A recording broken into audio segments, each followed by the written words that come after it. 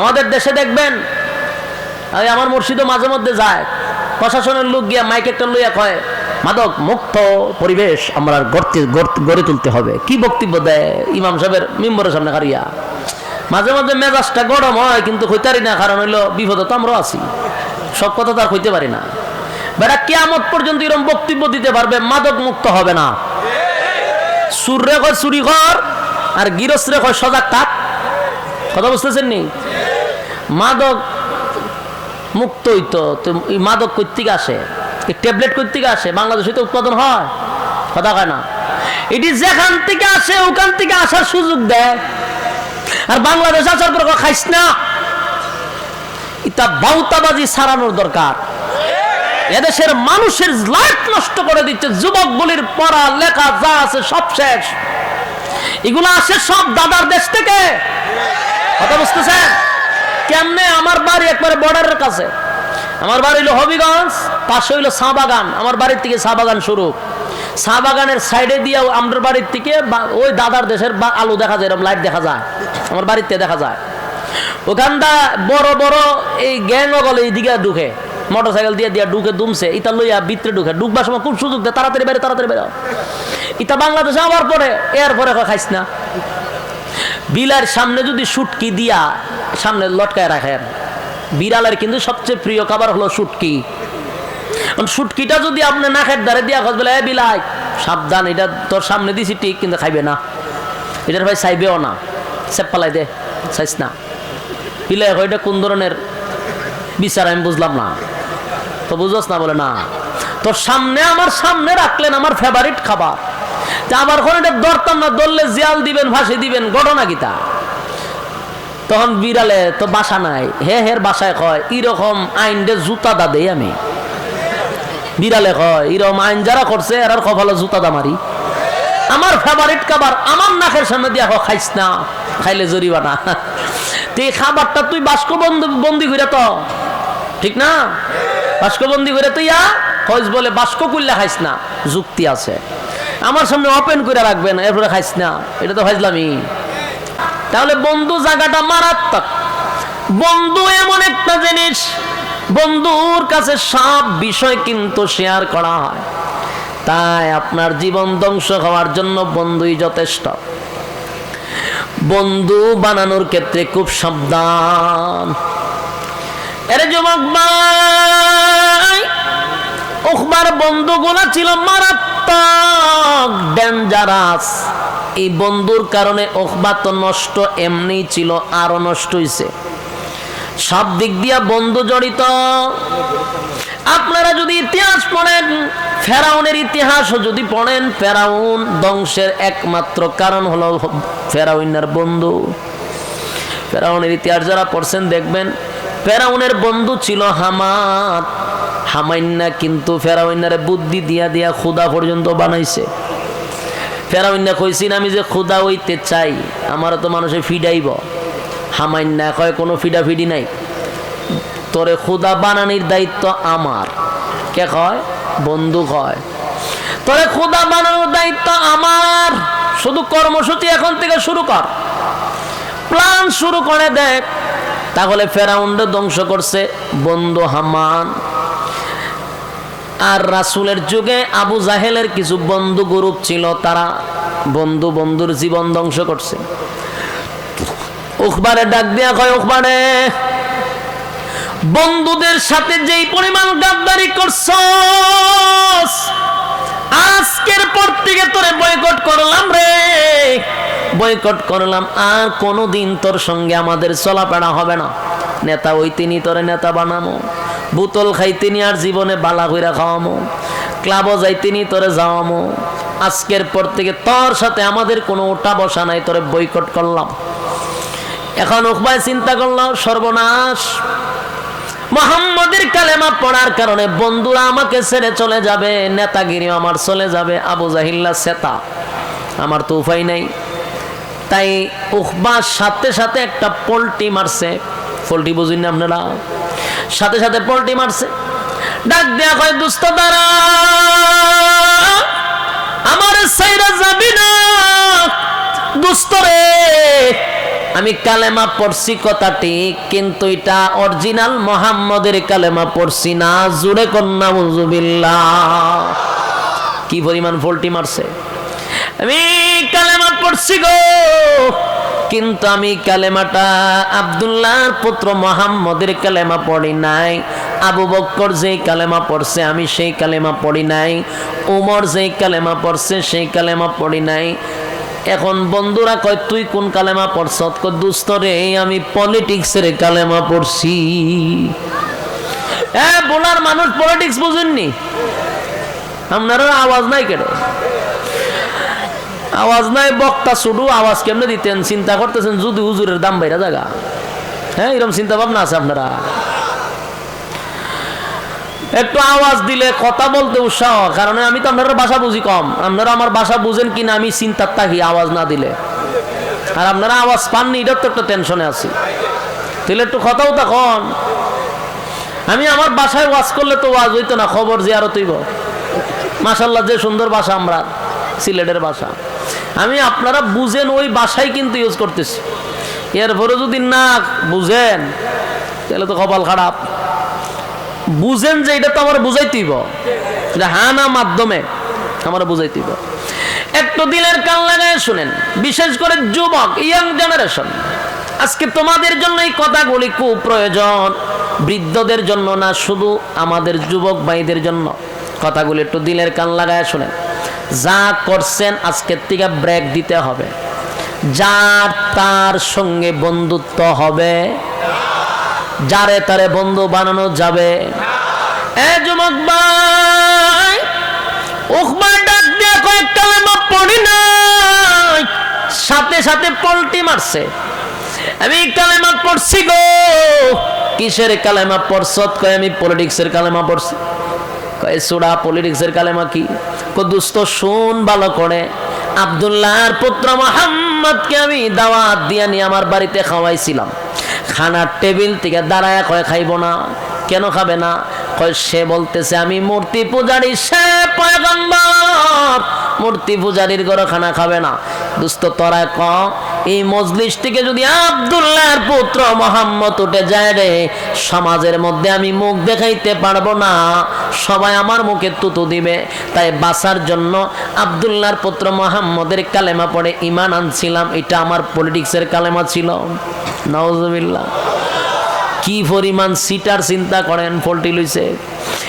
যুবক ভাই, উখবার বন্ধুগুলা ছিল ডেঞ্জারাস, মারাত্মক, এর থেকে আরো বেশি শিয়ানা।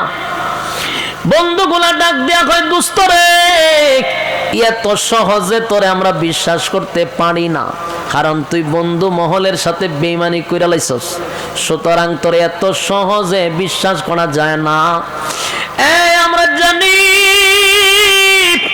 আব্দুল্লাহর পুত্র মুহাম্মদের কালেমা যে পড়ছে রে, কালেমা যে একবার পড়ছে জীবন চলে যেতে পারে, কিন্তু ঈমান ছাড়তে পারে না। এটাই এমন এক শক্তিশালী জিনিস, জীবন ছাইরা দেয় কিন্তু ঈমান ছাড়ে না। আবু জাহিল্লা ডাক দেয়া কয় দোস্ত শুন, আমি সুমাইয়ারে মারছি রে। সুমাইয়া একটা মহিলা, এর ঈমান এত শক্ত ছিল, জীবন দিয়া দিছে, ঈমান দিছে না। তোরে তো এখনো ফিডাই দিছি না, মায়ের দিছি না, তুই কালেমা ছাড়লে কেমনে? কথা বুঝতেছেন আমার? হয় আমি সুমাইয়ারে মারছি, জীবন দিছে, ঈমান দিছে না। তোরে তো এখনো মায়ের দিছি না। তোরে যখন সাইজ করুম তখন তুই কালেমা ছাড়তে, তুই তো সাইজই করছি না, তোর তো ফিডা খালি শুরু করো। বন্ধুরা এর হুমকি দিতে তো তোরে ফিডায়াম, তোরে সাইজ কইরাম। এবার উখবা কয় দোস্ত শুন, সত্যিকারের কালেমা আমার ভিতরে ঢুকাই নাই। সত্যিকারের কালেমা যারা একবার ভিতরে ঢুকাইছে, জীবন চলে যেতে পারে, কালেমা ছাড়তে পারে না। জোরে কম সুবহান। যুবক ভাই, বক্তব্য কার? বেঈমানের বক্তব্য, তারা নিজেরাই স্বীকার করতেছে। আব্দুল্লাহ পুত্র মুহাম্মদের কালেমা যে একবার পড়ছে গো, সে কোনোদিন আর কালেমা ছাড়তে পারে না। আমি ছাড়ছি কারণ আমি তো পলিটিক্সের কালেমা পড়ছিলাম। এবার যুবক ভাই, আবু জাহিল্লাহ, এর মধ্যে হলো উমাইয়া, আরো আছে কয়েকটাই, তো সবটি আল্লাহ জাহান্নামের সিল মেরে রাখছে। সবটি শয়তানগুলি এর বুদ্ধি দিছে, দুস্থ দাঁড়া, তুই যে ফল্টি বাজ আমরা কেমনে বুঝবো, তুই আবার ফল্টি দিতে নাই এমন তো কোনো গ্যারান্টি নাই। তুই যে অরিজিনাল কালেমা পড়ছত না ডুপ্লিকেট কালেমা পড়ছত আমরা এখনো কনফার্ম না। এটা কনফার্ম হওয়ার জন্য একটা কাজ করতে হবে। কি কাজ? তুই যদি আমাদের কথা শুই না, আমাদের কথা মতো কাজ করস, তাহলে বুঝতে পারব তুই আমাদের দলে আছ, মুহাম্মদের দলে না। এই ইয়ং জেনারেশন যুবক ভাই, দিলের কান লাগায় শুনেন, বন্ধু কিন্তু পরামর্শ দিতেছে বন্ধুদেরকে, বন্ধুর দ্বারা কি কি ক্ষতি হয় একটু দিলের কান লাগায় শুনেন। বন্ধুর দ্বারা কি ক্ষতি হতে পারে? বন্ধু আপনাকে জাহান্নামে নিতে পারে, এটা বিশ্বাস করেন? কথা হয় না? হ্যাঁ, যত সমাজ ধ্বংস কার জন্য? বন্ধুর জন্য। আপনারা এখানের মধ্যে সিগারেট খাননি? অনেকেই খান। যদি হয় সিগারেট কারা কারা খায়, তাহলে অনেকেই লাভবাহিক কইতে রাজি হইবেন, আমি জানি, তো লজ্জা দিয়া লাভ নাই। যারা সিগারেট খান, আমি তাদের কাছে একটা প্রশ্ন করি, সিগারেট খাওয়ার শুরু কোথার থেকে? আমি যদি কাউরে জিজ্ঞাসা করি যে ভাই তুই সিগারেট খাস, এটা সারা নজরুল খাও, এটা কোনার থেকে এটা হইছে, কোন ঘটনারে কেন্দ্র করে এটা বিড়ি খাওয়াটা উৎপাদন হয়েছে কহ। দেখবেন হ্যাঁ আমার জানাইব, অথবা আপনাদেরকে জানাবে তার জীবনের প্রথম ইতিহাস বিড়ি খাওয়ার শুরু কোথার থেকে হয়। দেখবেন কোনো না কোনো ক্ষেত্রে বন্ধু জড়িত। কারণ আমি যতটুকু জানি সিগারেট খাওয়া যারাই শিখছে ওইটা কিন্তু মা বাপে শিখায় না। আপনারা বোলা থেকে মা বাপে সিগারেট খাওয়া শিখায়, 7 বছরের সময় কয় যাবো একটু টান দাও বলে, অথবা মা শিখায় যে বাবা সকাল বিকাল 2টা টান দিয়ে শিখবা, আস্তে আস্তে। শিখায়নি? তাহলে খেয়ে শিখায় স্কুলের স্যারেরা যে 10টার পর থেকে সিগারেট খাওয়ার প্রশিক্ষণ দেওয়া হবে, এমন কোনো ক্লাস আছে বাংলাদেশে? তাহলে বোঝা গেল সিগারেট মা বাবা শিখায় না, সিগারেট খাওয়া উস্তাদরা শিখায় না, সিগারেটের একটা উস্তাদ আছে, এটি হলো বন্ধু। কথা খায় না? সিগারেটের উস্তাদই হলো বন্ধু।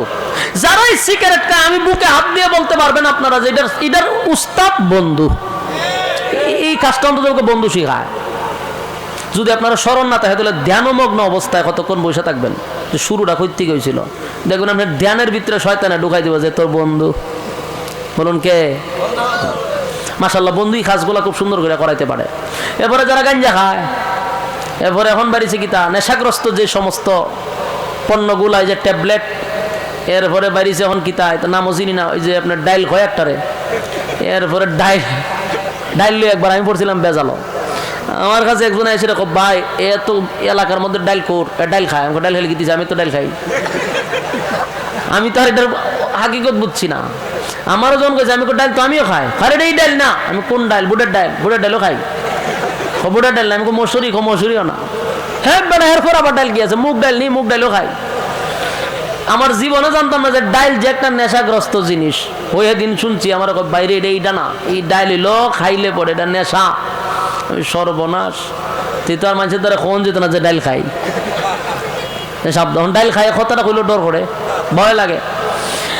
এখন বাড়িছে ডাইল, এই যতগুলা নেশাগ্রস্ত জিনিস আছে আমাদের যুবকরা এগুলো এখন খায়। লাইফ শেষ, দুনিয়া শেষ, পরকালও শেষ। এই নেশাগ্রস্ত জিনিসগুলা শিখায় বন্ধু। নেশা যারা শিখে বন্ধু শিখায়। এই বন্ধু আপনার জীবন শেষ করে দিল, দুনিয়ার জিন্দেগি পরকালের জিন্দেগি উভয় জিন্দেগির বরবাদ। বলুন, বন্ধু একটা গুরুত্বপূর্ণ জায়গা। সেই জায়গাতে যদি আপনি অযোগ্যকে আপনার বন্ধু বানান, আপনার লাইফ ধ্বংস করে দিবে। তার সাথে বন্ধুত্ব করবেন না, সাবধান, খুব সাবধান, খুব সাবধান। বন্ধুত্ব সবার সাথে চলে না। সে আপনার ওজন বুঝবে না, আপনার মানুষের সামনে সে ফাতলা বানিয়ে দিবে, আপনার ইজ্জত সে নষ্ট করে ফেলবে। এই জন্য যোগ্যবান বন্ধু দরকার, যার কাছে আপনি সব শেয়ার করবেন। এটা ভালো একটা বন্ধু দরকার। আউল ফাউলদেরকে বন্ধু বানাইবেন, লাইফ শেষ। কথা বুঝতে চান? উকবার বন্ধু ছিল মারাত্মক। বন্ধুরা কয় তুই যে অরিজিনাল না ডুপ্লিকেট কেন বুঝুন? যদি আমরার কথা মানস তাহলে বুঝুন তুই আমরার দলে আসস, আর না মানলে তুই মোহাম্মদের দলে। উকবা তো শয়তান আগে ছিল, সে খুব দুষ্ট ছিল। রাসূলের একবার নামাজরত অবস্থায় এই উকবাই কিন্তু রাসূলের শরীরের মধ্যে উটের নাড়ি বুড়ি রাখছিল। উকবা আগের থেকে শয়তান। এ খুব মারাত্মক খারাপ ছিল। দুস্থ তোরা যা বলবি তা মানতে বাধ্য। দুস্থরা মিল্লা এরা পরামর্শ দিল, যেই জবান দিয়ে কালেমা পড়ছস এই জবান থেকে মোহাম্মদের সুন্দর চেহারার মধ্যে তুতু মারতে হবে। নাউজুবিল্লাহ। আপনারা নাউজুবিল্লাহর আওয়াজটা আন্তরিকতা নাই, নবীর প্রতি মহব্বত কম। এখন চিন্তা করেন, বন্ধু কত খারাপ হইলে এমন পরামর্শ দিতে পারে? কথা হয় না? আজকের সমাজের যুবক কেমনে ধ্বংস হয়? নাচ গানের জন্য বন্ধু বন্ধুরে নিয়ে যায়, রাতের রানীদের সাথে যারা দেখা করতে যায় ক্লাবে নাচানাচি করে, বন্ধু বন্ধুরে নিয়ে যায়। ক্লাবে একা একা যায় না, বন্ধু বন্ধুরে নিয়ে যায়। যারা বোতল খায় হমানে, বন্ধুরা মিল্লা বোতল খায়, একা বোতল খায় না। কেসিনোতে টাকা লাগায়, একা লাগায় না, বন্ধুরা মিল্লা লাগায়। দর্শন, এরপরে ইপটিজিং, সাদাবাজি, টেন্ডারবাজি, সমাজের মধ্যে যত অপকর্ম আছে সব বন্ধুরার সাথে জড়িত। আপনার সন্তানকে, আপনারও দায়িত্ব আছে আপনার সন্তানের প্রতি। কার সাথে মিশতেছে, কার সাথে যাইতেছে, এগুলোর দায়িত্ব মা বাবার। মা বাবা একটা সময় আমার কাছে বিচার দেয়, সন্তান কথা শুনে না। যে সময় কন্ট্রোলে ছিল, কন্ট্রোলে রাখলেন না কেন? এখন কন্ট্রোলের বাহিরে, এখন আপনাকে ফাত্তাই দেয় না, বাবা হিসেবে সম্মানও করে না। কেন? বেয়াদবদের সাথে চলাফেরা করে, নেশাগ্রস্ত বন্ধুদের সাথে চলাফেরা করে, তার লাইফ তো ধ্বংস। এই জন্য আপনার সন্তানের দায়িত্ব আপনার নিতে হবে। আমার সন্তান কয়টার সময় ঘরে আসলো, কয়টার সময় বাহির হইল, এগুলো দায়িত্ব আপনার। আমাদের দেশে দেখবেন, আমার মসজিদও মাঝে মধ্যে যায়, প্রশাসনের লোক গিয়া মাইক একটা লইয়া কয় মাদক মুক্ত পরিবেশ আমরা গড়ে তুলতে হবে। কি বক্তব্য দেয় ইমাম সাহেবের মিম্বরের সামনে হারিয়া।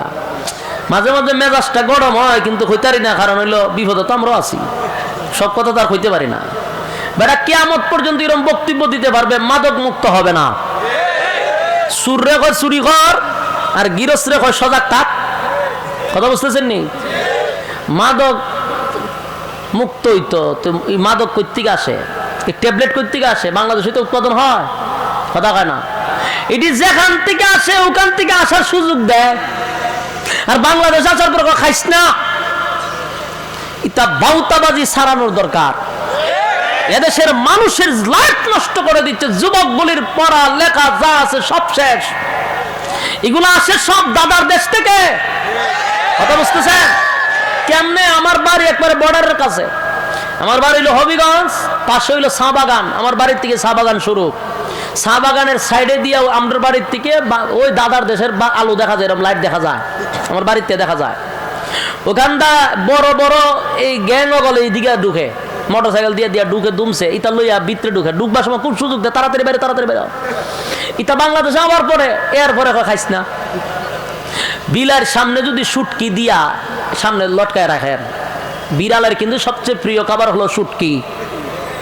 শুটকিটা যদি আপনি নাকের ধারে দিয়া খোঁজ বলে, বিলাই সাবধান, এটা তোর সামনে দিছি ঠিক, কিন্তু খাইবে না, এটার ভাই চাইবেও না, সেপ পালাই দে, চাইস না। বিলাই এটা কোন ধরনের বিচার আমি বুঝলাম না। তো বুঝোস না? বলে না, তোর সামনে, আমার সামনে রাখলেন আমার ফেভারিট খাবার, আবার কোন এটা ধরতাম না, ধরলে জিয়াল দিবেন, ফাঁসি দিবেন, ঘটনা গীতা। তখন বিড়ালে তো বাসা নাই, হের বাসায় কয় এরকম আইন দে জুতা দা দেই আমি। বিড়ালে কয় এরকম আইন যারা করছে এরার কপালে জুতা দা মারি। আমার ফেভারিট খাবার আমার নাকের সামনে দিয়া খাইস না, খাইলে জরিমানা। তো এই খাবারটা তুই বাস্ক বন্দি করে, তো ঠিক না? বাস্ক বন্দি করে তুই কইস বলে বাস্ক করলে খাইস না, যুক্তি আছে। আমার সামনে ওপেন করে রাখবেন, এরপরে খাইস না, এটা তো খাইসলামই, ঠিক না? এই সমস্ত নেশাগ্রস্ত জিনিস ওপেনে আনে, এরপরে খাইস না, খাইলে কিতা করবেন? খাইলে সাইড দেওয়ালের ভিতরে বন্দি করে তোমার তেতো বেটা, এটা তুই ডুবলে দিতে আসলে না। এই খাস এই সাইড দেওয়ালের ভিতরে যাওয়ার আগে তো এই জিনিসগুলো তো ভিতরে ঢোকার জন্য নিষেধ করা দরকার ছিল। যে গেট দিয়ে আসে ওই গেটের লোক রাখার দরকার ছিল, ঠিক না? সব উল্টা পাল্টা। এই জন্য আমরা উলামায়ে কেরাম আপনাদেরকে সবসময় ভালো পরামর্শ দিই, আপনার সন্তানদেরকে আপনার মোটের মধ্যে রাখবেন, বাজে বন্ধুদের সাথে যেন চলাফেরা না করে। কথা বুঝতেছেন? এবার শুনেন, উকবার বন্ধুগুলা তো এমনি হলো দুষ্ট, আবার কেমন একটা বুদ্ধি দিছে চিন্তা করছেন?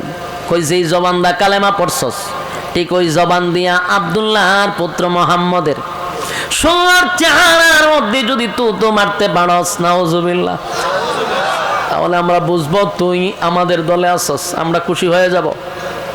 কেমন বন্ধু, এর পরামর্শ দিছে। হ্যাঁ, কিন্তু এরকম চিন্তা ভাবনা করছিল না, কিন্তু যে বন্ধুর সাথে চলে, হয়তো দোস্ত আমি রাজি, নাউজুবিল্লাহ, হ্যাঁ আমি রাজি। কেন রাজি? গদির জন্য, চেয়ারের জন্য, পলিটিক্সের কালেমা পড়ছে তো। এই গদির জন্য মানুষ সব করতে পারে, সব। উকবায় যেটা করছে সব করতে পারে মানুষ। উকবায় আমি রাজি। 4-5 জন মিল্লা এরা রাসূলের কাছে গেছে। আল্লাহর রাসূল খানায় কাবার থেকে দূর থেকে এরা দেখছে এরা যে আসতেছে।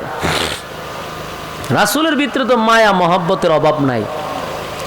রাসূল একেবারে দরদ মাকা দিল নিয়া রাসূল উঠতে দাঁড়াই গেছে, দাঁড়ায় আস্তে আস্তে এদের দিকে আরো আগায় যাইতেছে। আল্লাহর হাবিব মনে করছে গতকালকে কালেমা পড়াইছি, মনে হয় গো বন্ধুদেরকে লইয়া আজকে সবার সামনে কালেমা পড়বে। নবী ভাবছে একটা, তারা করতে আসছে আরেকটা। আল্লাহর হাবিব ভাবছিল হায় রে, নেতারে কালকে কালেমা পড়াইছি, আজকে নেতায় আরো 5 জন নেতা নিয়ে আসছে, এরা যদি কালেমা পড়ে গো ইসলামের শক্তি বেড়ে যাবে। কারণ নেতায় কালেমা পড়লে ইসলামের শক্তি বাড়ে। কারণ হযরত ওমর আল্লাহর কাছ থেকে নবী উমর রে ছায়া আনছে, সুবহানাল্লাহ। খলিফাতুল মুসলিমিন হযরত ওমর ইসলাম ধর্ম গ্রহণ করার পরে ইসলামের শক্তি বাড়ছে না কমছে? অনেক গুণে বেড়ে গেছে। ওমর ইসলাম ধর্ম গ্রহণ করার পরে প্রকাশ্যে নামাজের অনুমতি আসছে, সুবহান। হযরত ওমর বলেন হাবিব আমি ওমর কালেমা পড়ছি গো, আর আজকে আপনি লুগাইয়া নামাজ পড়বেন, এটা তো হতে পারে না।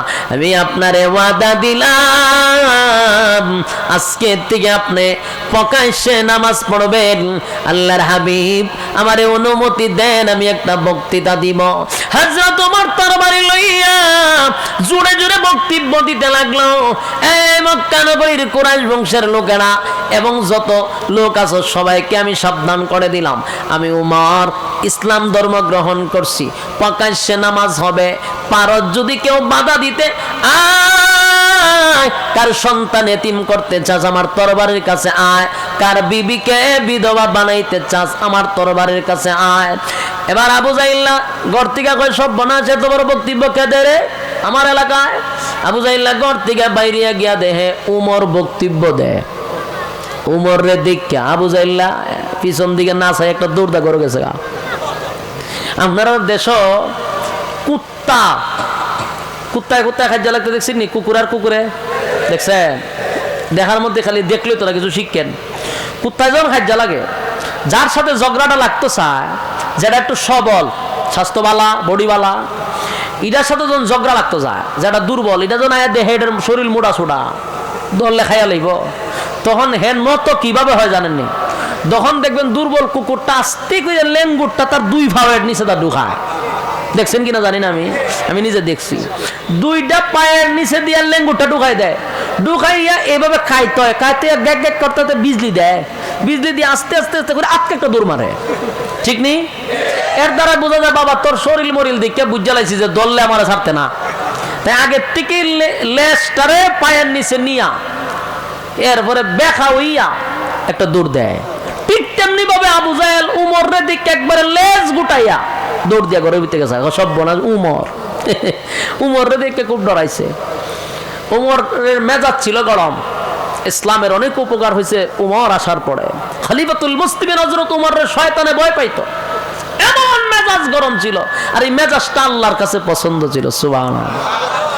উমরকে বলা হয় মেজাজে ওহি, যার মর্জি মিজাজ মতো আল্লাহ কোরআনের বহু জায়গায় আয়াত নাজিল করছে, সুবহানাল্লাহ। উমরের মেজাজ গরম ছিল। একবার রাসূল এক সাপরিয়ারে কইতেছে তোর গাটিত কিতা এক কয়টার ভিতরে সাপ আছে। রাসূল কয় দেখি, এবার দেখাইতাম না। দেখাস না, এখন আর দেখাবো না। রাসূলটা না করে দেখাইতো না। রাসূল দুইবার কইছে, হে রাসূলের ফাত্তাই দেয় না। আল্লাহ রাসূল সব বনা সেদি আমার দেখা হই না, তো দেখায় না শেষ। রাসূল চলে যাবে, রাসূল চলে যাবে। হঠাৎ করে রাসূল তাকায়া দেখে হের নিচে দিয়ে তাকায়া দিয়ে ফসরাপ করতেছে দাঁড়াইয়া, আবার দেহ শরীর কাঁপতাছে, চোখ দুইটা বড়ি গেছে। রাসূল কই ইন্না লিল্লাহ, আমি তো তোমার কোনো কষ্ট দিছি না, আমি তোমার কি দমক দিছি, আমার দ্বারা কি কোনো কষ্ট পাইছ? তখন দেয়া খালি কাঁপে আর মুতে, আবার চোখ দুইটা বড় বড়। রাসূল কয় আমি কি কষ্ট দিলাম, তারা তো কোনো দমক দিলাম না, এইভাবে এরকম অবস্থা কেন হইলো? রাসূল হঠাৎ করে ফিসে তাকায়া দেখে উমর খাড় হইছে। খলিফাতুল মুসলিমিন উমর যে খাড় হইছে, তরবারি একবার ঢুকায় একবার বার করে। এই দৃশ্য দিকটা জাগাত মুতে দিছে এবং কাঁপা শুরু করছে। রাসূল কয় সর্বনাশ, এই কারণে তুই কই হেরি অবস্থা কেটে? উমর রে হয় তোমার চোখ লামাও, তোমার এই চোখ দিকটা হেতে জাগাত মুতে দিছে। খলিফাতুল মুসলিমিন উমররে দেখলে ডরাইতো, ভয় শয়তানে পর্যন্ত ভয় পাইতো। শয়তান উমর যে রাস্তা দিয়া যাইতো, শয়তান ভুল ওই রাস্তাতে যাইতো না। চিন্তা করেন উমরের কেমন গরম মেজাজ। উমর কালেমা পড়ছে, আল্লাহর কাছ থেকে উমররে ছায়া আনছে। নেতায় কালেমা পড়ার কারণে ইসলামের উপকার হয়েছে নি? ওই কারণে রাসূল ভাবলো উখবাত তো একটা নেতা, সাথে কতগুলো আছে, আবু জাহেল একটা নেতা, আবু লাহাব নেতা, এরপরে আরো আছে উমাইয়া, এগুলো সব তো নেতা। তিডি যদি আমার ইসলামের পক্ষে চলে আসে তো আমার আর কোনো সমস্যা নাই। রাসূল দিল মাথা দরদ লইয়া রাসূল উচ্চা এদের দিকে আগানো শুরু করছে, যে এরারে আমি একটু সম্মান দিয়ে আর আনি। সুবহানাল্লাহ। আল্লাহর হাবিব দিল মাকা দরদ লইয়া সামনের দিকে আগাইতেছিল, আর ওই বেঈমানের বাচ্চাগুলি দুশমনি লইয়া নবীর দিকে আগাইতেছিল। নবী যায় রে মহব্বত লইয়া, তারা আসে দুশমনি লইয়া। নবী যায় মহব্বত লইয়া, তারা আসে দুশমনি লইয়া। আল্লাহর হাবিব মুস্কি মুস্কি হেসে সামনের দিকে যায়। হায় রে, গতকালকে কালেমা পড়াইছিলাম, আর আজকে মনে হয় গো বন্ধুদেরকে লইয়া আসছে প্রকাশ্যে কালেমা পড়বে। আল্লাহর হাবিব খুশি হইয়া নবী আমার দৌড়াইয়া সামনের দিকে যায়, কিন্তু উখবা সামনের দিকে আসতেছে দুশমনি লইয়া। ঠিক এরই মাঝখানে উখবা তুতু দেওয়ার আগেই নবীর চেহারা মুবারকের দিকে যখন তাকাইছে, উখবার ভিতরে একটা মসুর মারছে। এত সুন্দর চেহারার মধ্যে কেমনে গো আমি তুতু মারি? এ যুবক মা, আল্লাহর হাবিবের চেহারা কত সুন্দর, এত সুন্দর চেহারার মধ্যে কেমনে গো তো তোমার উখবার ভিতরে একটা মোসর মারছে। যেই চেহারার দিকে তাকাইলে আমার নবীর চেহারা এত সুন্দর ছিল রে, নবীর চেহারার দিকে তাকাইলে ক্লান্তি দূর হয়ে যেত, ক্লান্তি দূর হয়ে যেত।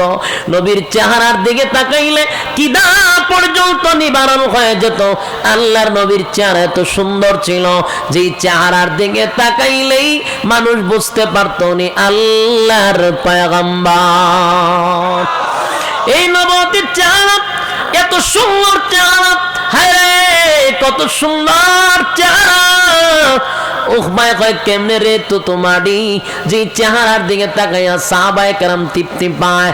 আর আল্লাহ বলেন আমার বন্ধুর যে সুন্দর, আমি আল্লাহ কাউরে বানাই নাই, কাউরে বানাই নাই। হযরত জিবরাইল আলাইহিস সালাতু ওয়াস সালাম পর্যন্ত বলতে বাধ্য হয়।